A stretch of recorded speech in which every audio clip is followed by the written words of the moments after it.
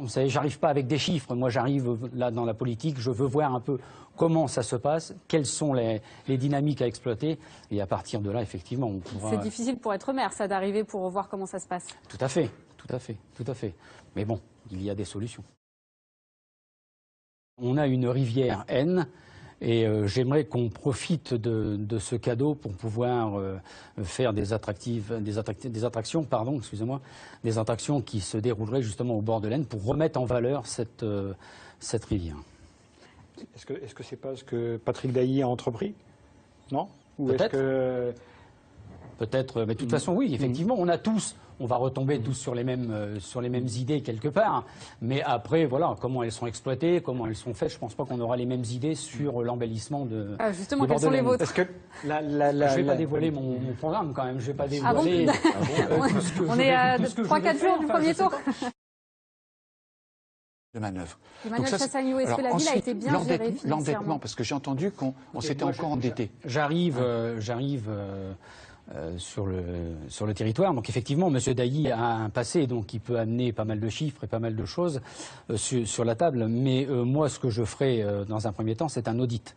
À partir de là, je pourrais, en faisant un audit financier, je pourrais savoir où en sont les finances de la ville. Et je pourrais éventuellement discuter de l'après. Pour l'instant, je n'ai aucune marge de manœuvre. Je n'ai pas à critiquer le bilan de M. Dailly. Nous, on prend un acte courageux. On dit qu'on ne va pas augmenter la pression fiscale. Parce qu'on tient compte de tous ces éléments. Parce que, contrairement à ce que vous avez pu mettre dans quelques documents, notre programme est chiffré. Proposition par proposition. Alors, par exemple, le mini-centre aéré pour le mercredi et le samedi et les vacances pour les moins de 6 ans, ça coûte combien? J'ai dit que mon programme Vous avez beaucoup de propositions, ça, oui, on peut pas en douter. J'ai beaucoup de propositions, oui, 170 propositions. Il y a des propositions majeures et il y a des propositions qui coûtent pas cher. Créer un cercle d'entrepreneurs, par exemple, autour de soi, ça coûte pas très cher. Donc le mini-centre aéré, on ne sait pas.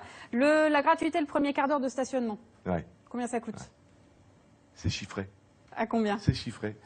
C'est chiffré. Donc vous les avez pas en tête? Si, je les ai en tête. Mais si, je les ai en tête. J'ai en tête le budget global. J'ai en tête le budget global. Je ne suis pas venu proposition avec proposition. En revanche, j'ai un budget global en tête. C'est-à-dire de combien? J'ai un budget global en tête. Mais quand monsieur, mais vous ne voulez pas nous le dire. Quand monsieur le maire sortant me dira le montant de son budget, j'annoncerai le montant de mon budget. Alors, c'est vous qui nous garantissez une crédibilité du fait que vous avez chiffré toutes vos propositions. Donc, on a besoin simplement d'un ou deux éléments. En plus, voilà, vous êtes chef d'entreprise. Un ou deux éléments. Par exemple, on veut valoriser le tissu associatif local, qui est facteur de lien social. Le budget de cette maison des associations est d'à peu près 4,5 millions d'euros. Voilà. Voilà un chiffre. Patrick Dailly, cette maison des associations. Alors, la maison des associations, quand on est arrivé, il y avait un projet monté par la SAIEN qui a été arrêté dès 2008, bon, déjà du fait de la situation de la ville, mais surtout parce que la SAIEN buvait le bouillon si ce projet allait jusqu'au bout. Donc c'est le conseil d'administration de la SAIEN lui-même qui avait décidé d'arrêter cette construction. À la place, il y a eu 20 logements qui ont été créés sur l'île Allemande. Vous m'avez dit 14 millions. Le président de la commission, c'est un élu de Soissons qui est président de la SAIEM, donc c'est vous qui avez arrêté Oui, parce que c'était la mort de la SAIEM. Non, c'est vous qui avez arrêté. C'est un besoin fort des associations aujourd'hui. Vous savez qu'aujourd'hui, le milieu associatif va avoir affaire à un besoin de renouvellement de bénévoles. Enfin, peut-être pas l'objet du débat. Par exemple, la maison des associations, le montant de 4 millions d'euros, voilà. On est à 10% du budget de fonctionnement de la ville. Ouais. Comment est-ce que vous le financez? Voilà. Il va être financé par alors, il y a plusieurs financements possibles. Il y a d'abord ce que va dégager la ville en matière d'autofinancement. Et il y a ce que je ne vous ai pas dit, c'est que mon projet avait été chiffré par un professeur d'économie renommé et des personnes... Qui s'appelle? Je ne vous dirai pas le nom. C'est une personne bénévole. Et je vous le dirai en off si vous le souhaitez. Et des personnes qui sont responsables dans des collectivités territoriales et notamment spécialistes des fonds européens.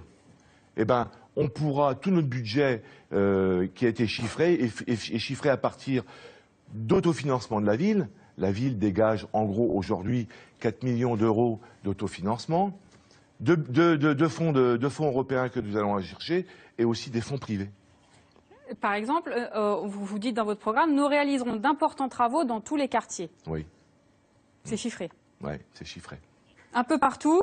On fait un petit peu tout un peu partout. Non, on fait pas tout. On va pas faire tout un peu partout.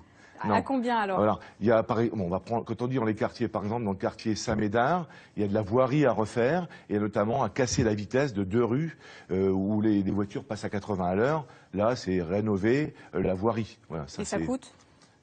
Mais vous voulez que j'aille chercher mon programme? Oui, absolument, puisque c'est là-dessus, c'est sur les chiffres que vous mettez en cause la crédibilité de Patrick Dailly. Voilà, donc effectivement, on a besoin d'avoir des données chiffrées. Notre programme a été chiffré proposition par proposition. Que vous avez nombreuses, des propositions. Oui, nombreuses. On se demande comment vous les financez. Voilà, on les finance, je répète, par l'autofinancement de ce que dégage le budget de la ville, des budgets privés et aussi des fonds européens que nous irons chercher.